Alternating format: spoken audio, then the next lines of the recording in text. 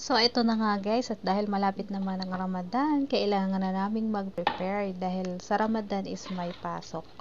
Hindi namin na magagawa yung ibang lulutuin na kailangan i-prepare kasi maraming trabaho. Kagaya nito, itong paggawa ng sauce. Ano to guys, dry tamarind siya, tapos binabad ko lang siya sa tubig magdamag para maging sauce.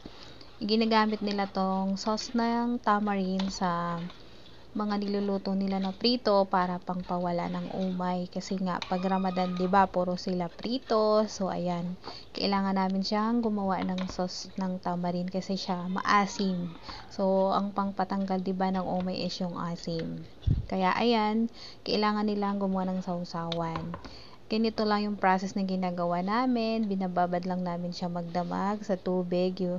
Tapos, para siya maging sauce, para siya lalambot. And then, sasalain lang namin siya ng paulit-ulit hanggang sa maubos na yung sauce niya doon sa pinakang buto ng mga tamarin. So, ayan, ganyan lang, paulit-ulit lang.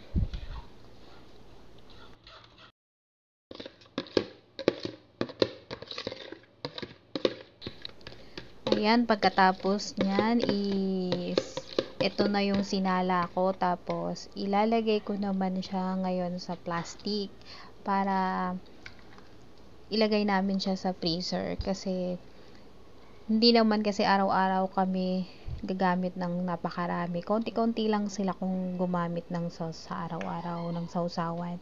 So, isang plastic niyan is inaabot siya ng 3 days sa pag-consume ng mga amo ko. So, kaya ganyan ginagay namin siya sa freezer para maging ice na lang siya and then hindi siya masira.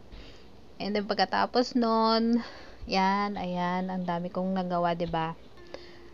Ganyan lang siya every Ramadan, yan lang.